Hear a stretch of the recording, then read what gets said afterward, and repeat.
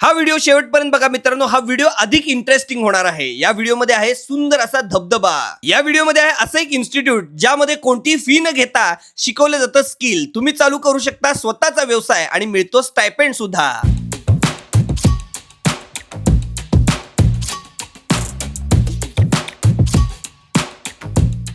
आज आम्ही सकाळ सकाळी निघालेलो आहे बेळगावला. कोल्हापूर वरून बेळगावला जाताना रस्ता खूप चांगला आहे, पण मध्ये मध्ये रस्त्याची कामं चालू आहेत, त्यामुळे काळजीपूर्वक गाडी चालवावी लागते. आता आपण चाललेलो आहे खानापूरला. तर काय स्पेशल आहे बघूया. तिथली काही मातीची भांडी, टेराकोटा खूप प्रसिद्ध आहे म्हणे. तर खानापूरला आपण आता निघालेलो आहे. बेळगाववरून खानापूरला जाण्यासाठी 25 ते 30 किलोमीटरचा रस्ता आहे. सगळा रस्ता चांगला आहे. उजव्या बाजूला खानापूरमध्ये जायचं आहे आपल्याला, पण गावामधनं जाऊ नका, कारण की त्या ठिकाणी रस्त्याचं काम चालू आहे. म्हणूनच पूर्ण हायवेच्या पुढच्या बाजूला गेलो आम्ही. गोवा क्रॉस म्हणून एरिया आहे आणि तिथून आपल्याला आतमध्ये जायचं आहे खानापूरमध्ये.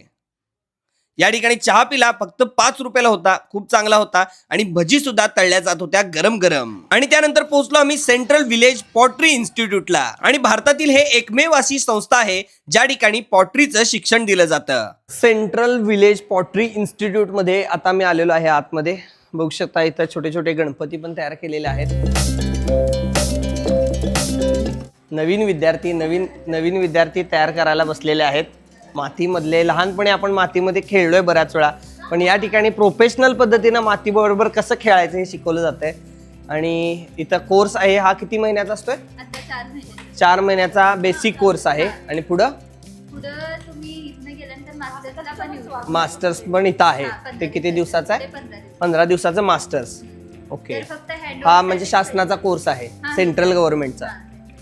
तर खानापूरमध्ये सेंट्रल गव्हर्नमेंटचा हा एक कोर्स आहे, ज्याच्यामधनं व्यवसाय सुद्धा आपण स्वतःचा चालू करू शकतोय. खूप बेस्ट आहे आणि प्रॅक्टिकली चांगल्या पद्धतीने शिकवलं जात आहे. बरेच विद्यार्थी इथं आहेत. जमतंय काय? सिलेंडर शेप पासून सुरुवात होती आहे शिक्षणाची आणि हे तेजूनं केलेलं आहे. बघू शकता तुम्ही. जमा लागले आता तिला हळूहळू. आणि इथं भरपूर सिलेंडर शेप तिनंच केलेत हे सगळे.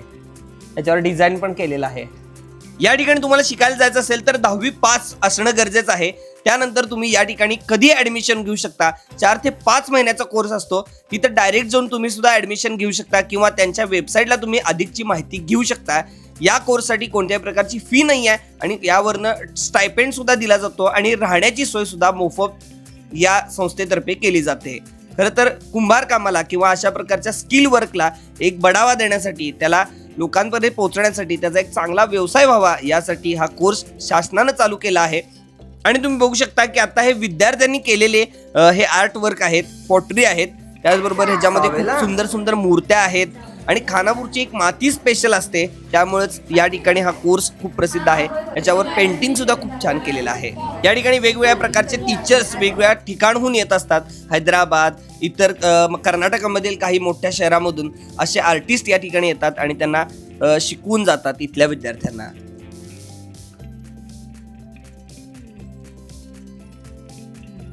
एक असं सुंदर घुबड केलेलं आहे आणि या घुबडाच्या आतून घुबडासारखा आवाज पण येतोय. बघू शकता हे पाणी याच्यामध्ये घातलेलं आहे आणि 2 पॉट एकमेकाला जोडलेले आहेत आणि एक शिट्टी सारखा भाग तयार केलेला आहे.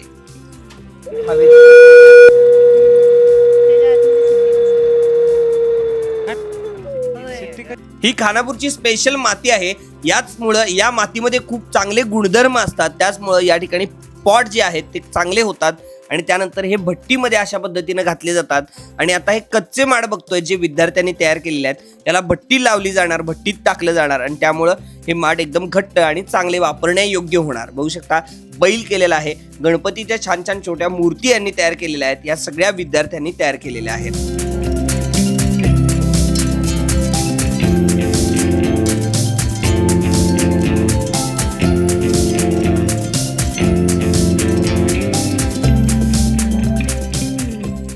टेराकोटा कारखाना आहे हा. बघू शकता या ठिकाणी तयार करतायत मातीची स्पेशल आणि सुबक अशी भांडी असू देत किंवा गणपती, हे सगळं तयार केलं जात आहे.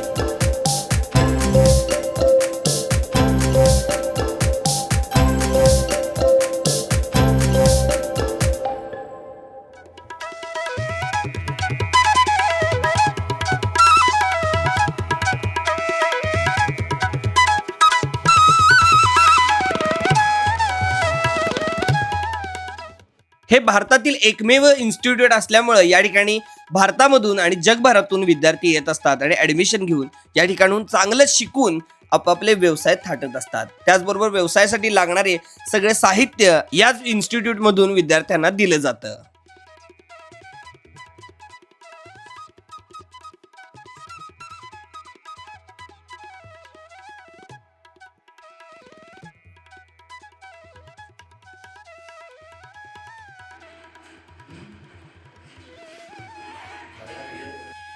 या ठिकाणी ही भट्टी आहे आणि त्याच्याच मागच्या बाजूला विद्यार्थ्यांना राहण्यासाठी रूम सुद्धा आहेत.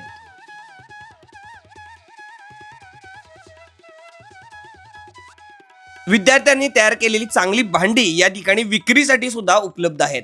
यामध्ये छान छान पॉट्स आहेत, फ्लॉवर पॉट्स आहेत, बाटल्या आहेत, भांडी आहेत आणि तेही स्वस्त दरामध्ये या ठिकाणी टेराकोटाची ही सगळी साहित्य उपलब्ध करून दिलेलं आहे. तेही स्वस्त दरामध्ये विक्री केली जाते.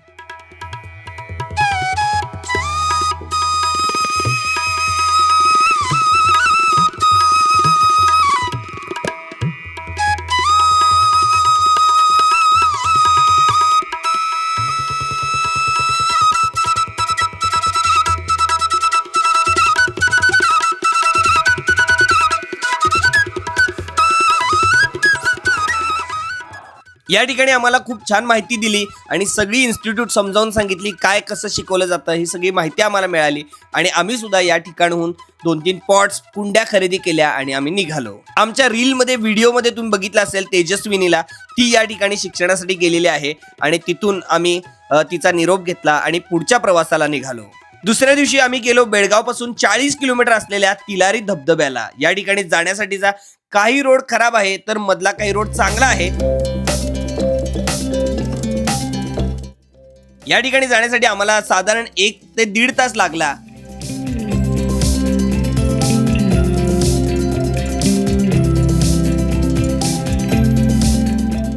छोटे मोठे रस्ते शेत पार करत आम्ही तिलारी धबधब्यापाशी पोहोचलो. या ठिकाणी वन विभागाचे कर्मचारी इथं आपल्याला दिसतात.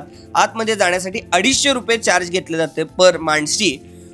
जरा चार्ज जास्तच आहे. कर्नाटक सरकार लक्ष द्यावं याच्याकडं.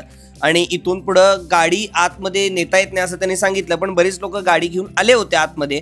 रस्ता चांगला आहे पण तिथनं थोडासा ट्रेक आपल्याला जंगलामध्ये करायला लागतो. आतमध्ये जाताना खूप घनदाट झाडी आहे आणि खूपच मस्त शांत असं वातावरण आहे. रेंज या ठिकाणी कमी आहे. जाताना वारुळ आम्हाला दिसलं मुंग्यांचं, छान पिवळी फुलं दिसली. खूपच सुंदर आम्ही फोटोग्राफी केली आणि पुढं जात राहिलो. 250 रुपये घेतात त्या मानानं काही तिथं आतमध्ये सोय नाही आहे. चेंजिंग रूम नाही आहे, बाथरूम नाही आहे, पण त्याची सुद्धा काळजी घेणं आणि त्याची सोय करणं गरजेचं आहे. पुढे जात होतो तसा रस्ता निमुळता झाला आणि पाण्याच्या प्रवाहाचा आवाज कानावर पडू लागला. तेच आम्ही आनंदी होऊन पुन्हा फास्ट मध्ये चालू लागलो.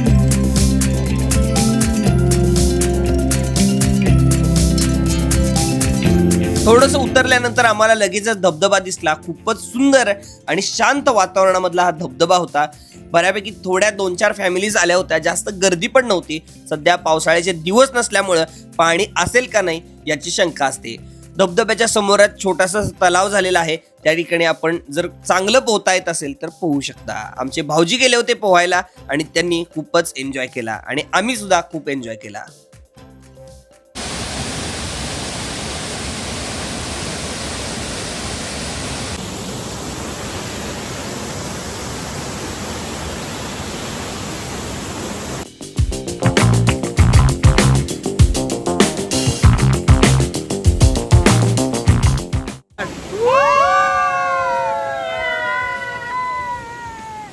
दोन 3 तास या ठिकाणी एन्जॉय केला आणि पुन्हा परतीचा प्रवास आम्ही चालू केला.